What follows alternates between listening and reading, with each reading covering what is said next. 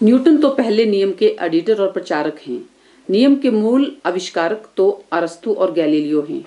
खोज का श्रेय मूल आविष्कारकों को यानी अरस्तु और गैलीलियो को मिलना चाहिए। न्यूटन के पहले नियम का मसौदा विज्ञान में पहले ही मौजूद था। न्यूटन के पहले नियम के पहले भाग को अरस्तु ने 350 बीसी या 2036 साल पहले और दूसरे भाग को गैलीलियो ने 1613 या 74 साल पहले दिया था।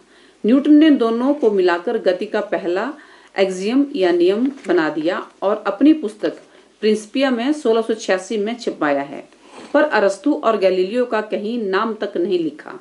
यह चर्चा विस्तृत रूप से www.newton99.com शोध पत्रों, लेखों और डिस्कशंस इंटरव्यू के रूप में उपलब्ध है।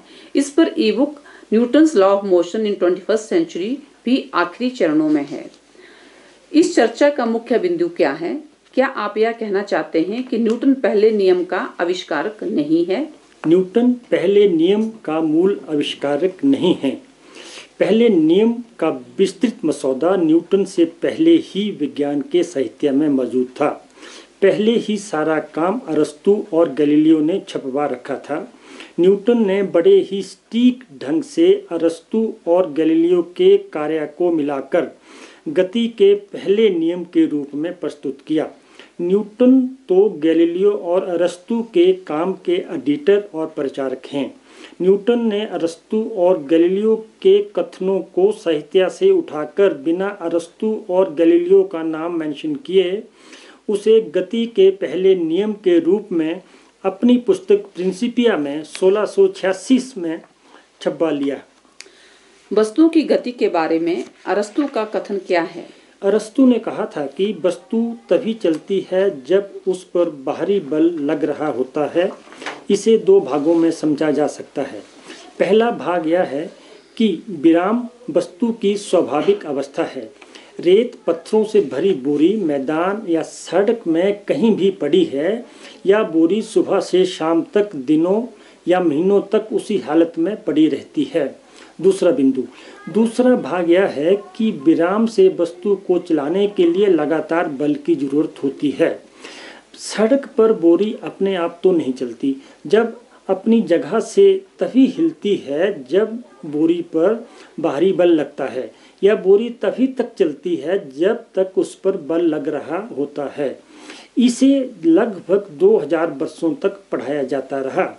अब इसे पढ़ाना छोड़ दिया है क्योंकि कुछ अवस्थाओं में यह सही नहीं पाया गया। फिर भी कुछ हालातों में इसके फायदों से इनकार नहीं किया जा सकता। गैलीलियो का वस्तु की गति के बारे में सामान्य चिंतन और टिप्पणी। उन दस्तावेजों का नाम बताएं जिनमें गैलीलियो ने वस्तुओं की विराम और गति की अवस्था के बारे में बताया है।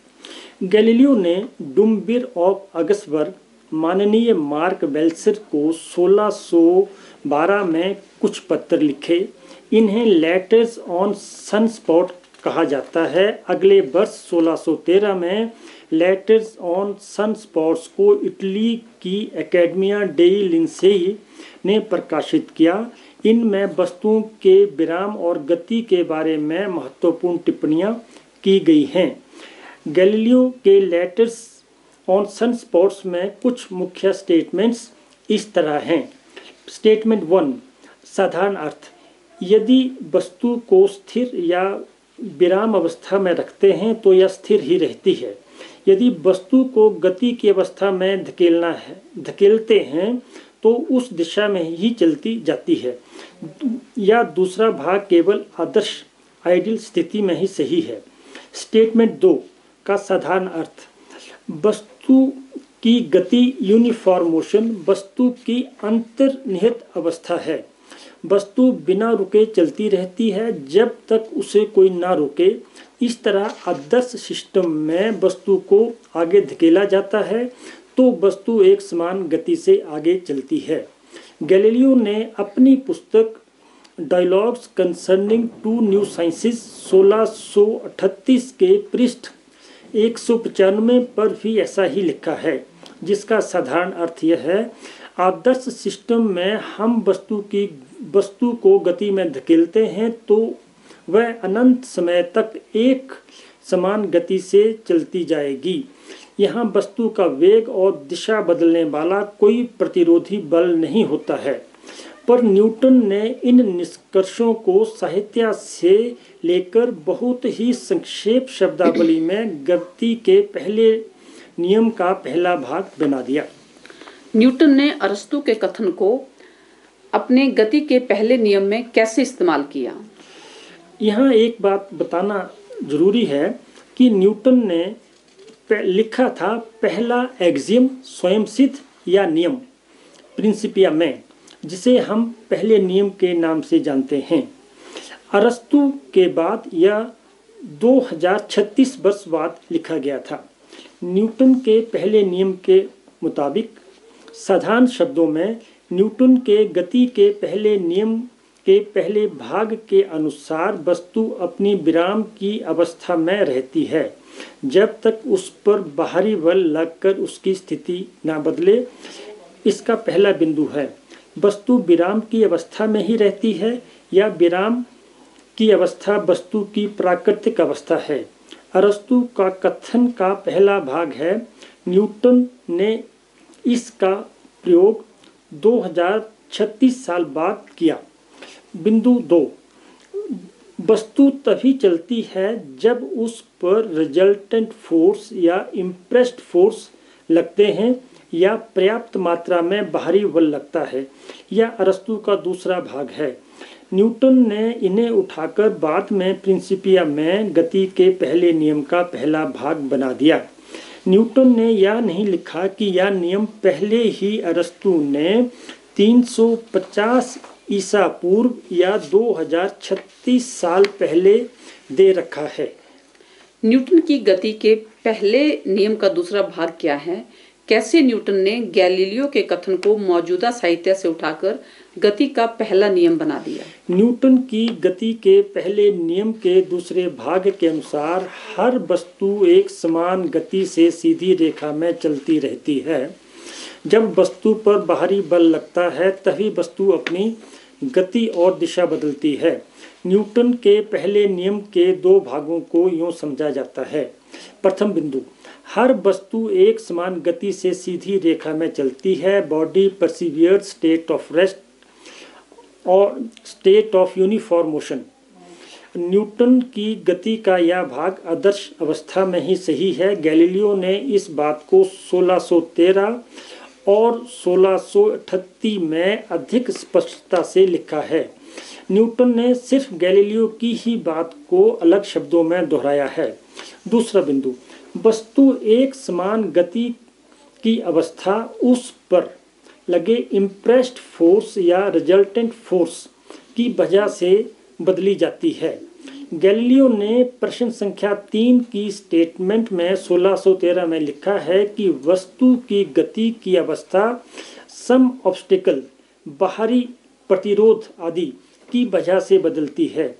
इस तरह न्यूटन ने दूसरे नियम के इस भाग को 74 वर्ष बाद दोहराया है।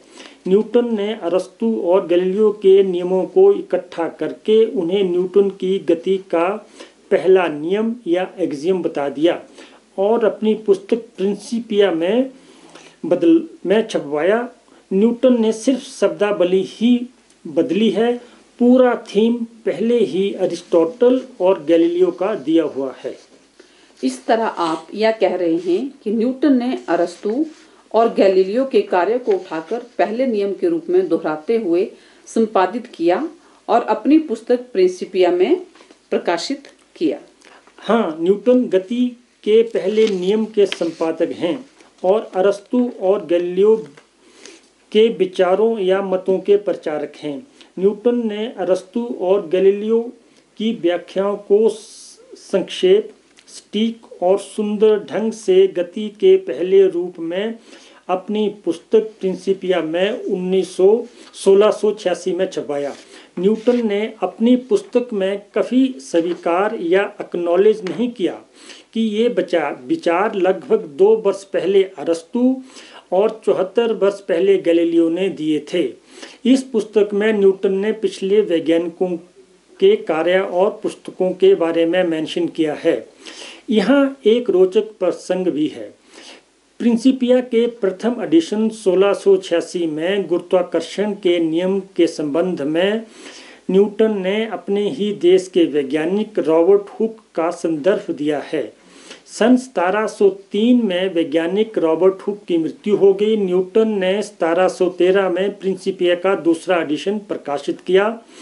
तब रॉबर्ट हुक के संदर्भों को निकाल दिया। वास्तव में हुक और न्यूटन में विवाद था। रॉबर्ट हुक का दावा था कि उन्होंने भी गुरुत्वाकर्षण का नियम दिया है और इस तरह गुरुत्वाकर्षण के नियम का आज न्यूटन का ही अधिकार है। माना कि न्यूटन ने गति के नियमों के मूल आविष्कारकों अरिस्टोटल और गैलीलियो का नाम किसी वजह से नहीं दिया, पर भूल सुधार तो कभी भी हो सकती है। इस तरह अरस्तु और गैलीलियो को पहले नियम का श्रेय या क्रेडिट देना वैज्ञानिक और नैतिक ढंग से सही होगा।